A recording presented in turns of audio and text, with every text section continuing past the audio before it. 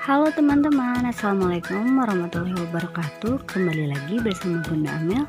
Bunda harap teman-teman masih berada dalam keadaan sehat walafiat ya. Hari ini kita akan belajar tematik tema 6 mengenai daur hidup. Nah, kira-kira teman-teman di rumah sudah tahu atau belum ya apa itu daur hidup? Untuk lebih jelasnya, yuk simak video ini lebih lanjut. Nah, teman-teman perlu ketahui jika daur hidup itu adalah tahap perubahan yang dialami makhluk hidup selama hidupnya. Nah, daur hidup ini dapat dibedakan menjadi dua jenis, yaitu tanpa metamorfosis dan jenis daur hidup yang kedua yaitu daur hidup dengan metamorfosis. Nah, apakah teman-teman di rumah pernah mendengar tentang metamorfosis? Nah, kira-kira apa itu metamorfosis ya? Nah, metamorfosis adalah tahap perubahan bentuk yang tampak berbeda yang dialami hewan sejak menetas sampai menjadi hewan dewasa. Nah, selanjutnya Bunda akan membahas mengenai daur hidup tanpa metamorfosis dan daur hidup dengan metamorfosis. Yuk kita bahas satu persatu. Nah, pada hewan tanpa metamorfosis, hewan tidak mengalami perubahan bentuk tubuh yang sangat berbeda. Nah, contoh hewannya seperti ayam, kemudian kucing, lalu kambing, burung, ikan, dan lain-lain. Hewan yang Bunda sebutkan tadi adalah hewan yang tidak mengalami metamorfosis. Nah, untuk lebih jelasnya Bunda akan tunjukkan contoh. Di sini ada contoh hewan ayam ya. Ayam ini berkembang biak dengan cara bertelur. Telur ayam ini perlu dierami selama 21 hari. Setelah itu telur akan menetas menjadi anak ayam. Anak ayam ini bertubuh kecil dengan bulu-bulu halus. Kemudian semakin lama anak ayam ini tumbuh menjadi besar dan bulu-bulu halus berubah menjadi bulu-bulu seperti induknya. Nah, setelah tahap itu lalu akan memasuki tahap menjadi ayam dewasa. Setelah dewasa, ayam akan berkembang biak dan menghasilkan telur. Nah, itulah daur hidup hewan tanpa metamorfosis.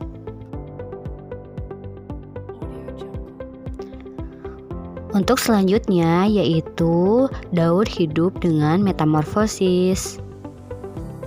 Nah, untuk daur hidup dengan metamorfosis ini dibagi menjadi dua jenis. Yang pertama yaitu metamorfosis sempurna dan selanjutnya yang kedua ada metamorfosis tidak sempurna. Nah, apakah metamorfosis sempurna itu? Nah, metamorfosis sempurna adalah bentuk tubuh hewan saat lahir sangat berbeda dengan bentuk dewasanya.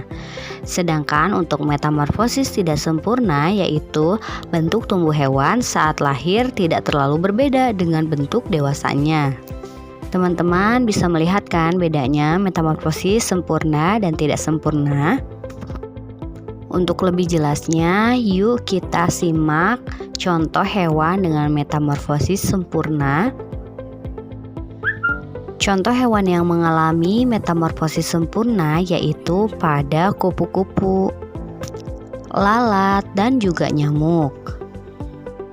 Nah, Bunda akan memberikan contoh satu saja daur hidup untuk hewan dengan metamorfosis sempurna, yaitu pada kupu-kupu. Nah, di sini biasanya telur kupu-kupu menempel pada daun. Kemudian telur ini akan menetas menjadi sebuah ulat. Nah, ulat ini memakan dedaunan.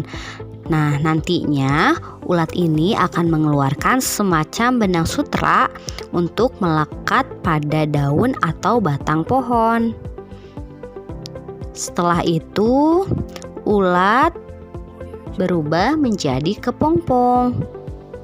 Nah, setelah melewati masa kepompongnya, kemudian akan menetas menjadi sebuah kupu-kupu Itulah yang menjadi contoh hewan dengan metamorfosis sempurna. Untuk selanjutnya, Bunda akan membahas contoh hewan dengan metamorfosis tidak sempurna. Ada beberapa contoh hewan dengan metamorfosis tidak sempurna, diantaranya capung, kemudian kecoa, dan juga belalang. Di sini Bunda akan mengambil salah satu contoh hewan yang mengalami metamorfosis tidak sempurna, yaitu belalang. Nah, tahapannya dimulai dari telur. Telur di sini akan menetas menjadi belalang muda yang bentuknya hampir mirip dengan belalang dewasa. Namun, belalang muda belum memiliki sayap. Kemudian, belalang muda akan beberapa kali berganti kulit dan akhirnya akan bertumbuh menjadi belalang dewasa.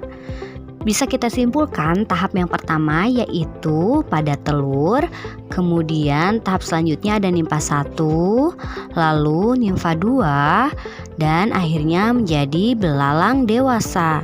Nah, belalang dewasa ini nantinya akan berkembang biak dengan cara bertelur.